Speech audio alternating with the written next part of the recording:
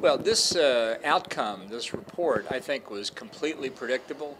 The UN Human Rights Council is no different from its predecessor, the discredited Human Rights Commission. The new council, 10 years old now roughly, has spent the overwhelming bulk of its time criticizing Israel. Even after the Obama administration had the U.S.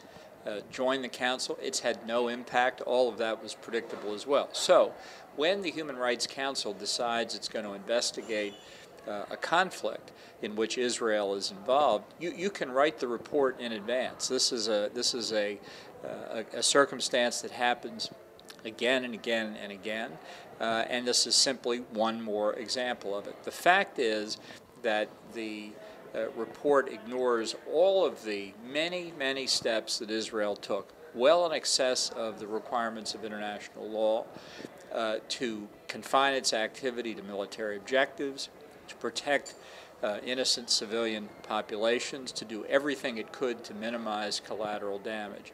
The cause of the damage that did take place was the result of the Hamas strategy of concealing its military activities in civilian locales and using civilians as shields.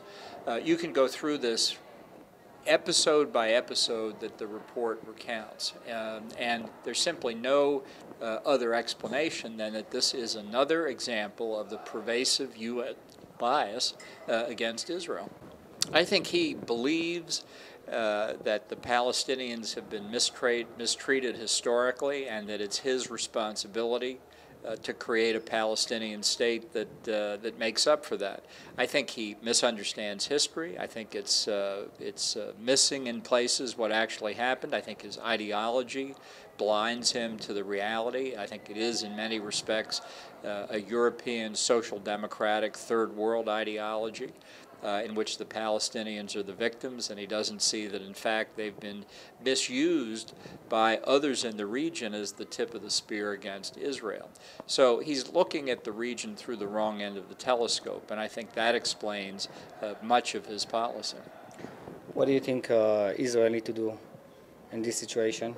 Well, it's unfortunately a familiar pattern. Israel is going to have to explain piece by piece what's wrong with this report, because you cannot allow the historical record to go unanswered, and to try again to explain to people who don't want to listen that Israel goes above and beyond the requirements, as it should, as the United States does.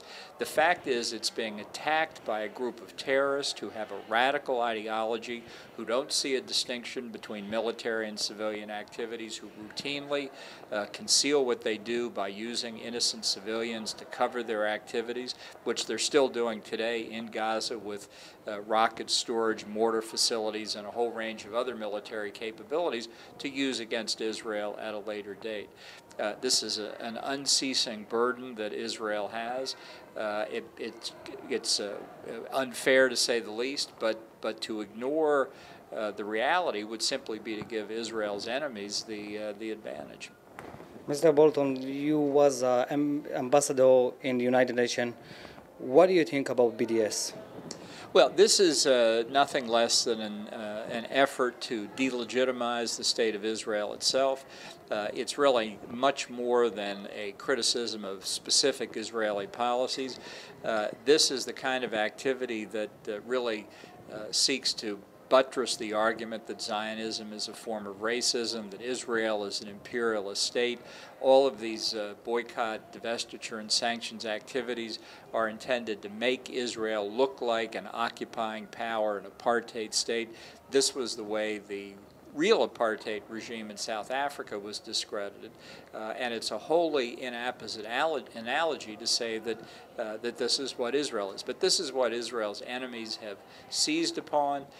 We thought 25 years ago, with the repeal of the Zionism is Racism resolution, that we had gotten past this. That's unfortunately, obviously not the case.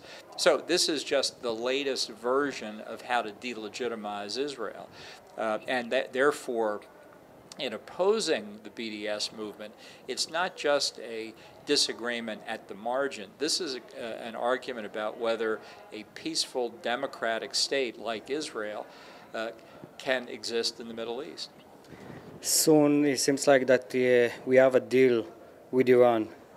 What do you think about it? Well, I don't think they have a deal yet. They're getting very close. I think Iran still wants to squeeze out some more concessions from the United States in particular. I think they'll probably get more concessions. Time works for to the advantage of the Iranians. But the broad shape of the deal, we know, effectively legitimizes the regime in Tehran, even though it remains the world's largest supporter of terrorism, and it legitimizes their nuclear program. It puts Iran on a path to nuclear weapons, basically by guaranteeing that it will be free from sanctions, free from the risk of an American assault on the regime itself, and almost certainly locks in the outcome that Iran will get nuclear weapons unless some other regime uses military force against it.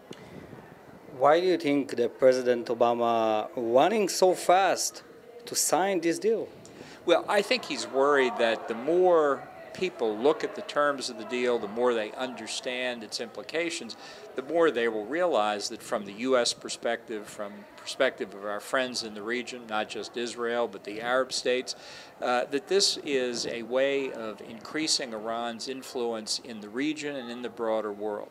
It's like turning things upside down to believe that this regime, which for 35 years, in effect, has been at war with the United States, has suddenly turned over a new leaf. But this is the way Obama's ideology manifests itself. He thinks that if he can simply convince Iran that the United States has no designs against the regime, that it's not a threat to the regime, that the Iranians will give up nuclear weapons. It's just completely misguided. But that, I think, is what he believes. So if you talk with the Prime Minister Netanyahu, what do you tell them about this agreement? Well, I think the agreement will not only lock in an Iranian nuclear weapons capability, it has already. The mere fact of the negotiations has launched the nuclear arms race in the Middle East. The Saudis, we have long believed, will rely on nuclear weapons from Pakistan, develop their own indigenous program. Egypt and Turkey are beginning their nuclear weapons efforts because they don't want Iran to have nuclear weapons any more than Israel does. But the fact is, by empowering, legitimizing Iran's program, Obama has set the region on a course where in a relatively short period of time, as these things go, 5 years perhaps, half a dozen states could have nuclear weapons. And in a region as volatile as the Middle East, the increased chances for a nuclear exchange are increasing geometrically. How does Israel prevent, now that the United Nations has condemned Israel for the Operation Protective Edge, how does Israel prevent the International Criminal Court at The Hague from trying Israel for war crimes? Well, because the Obama administration essentially allowed the Palestinians to become a state member of UNESCO, they were then allowed to accede to a number of international treaties, including the Rome Statute. Their claim that these alleged war crimes took place on the territory of the Palestinian state that still doesn't exist will give the prosecutor of the International Criminal Court jurisdiction. I think Israel should not cooperate with the investigation. I think it should reject the jurisdiction of the court as it's not a party to it and the territory itself is in dispute, and fight on jurisdictional grounds. This is exactly the danger of the court that we saw in the United States 15 years ago. Israel is the first target, but there's no doubt in my mind that given the opportunity, the United States would be the second target. So I think this is the place to fight a principled battle that the court itself is illegitimate. It exists without effective control in a world where a court that has 130 members has no authority over it at all.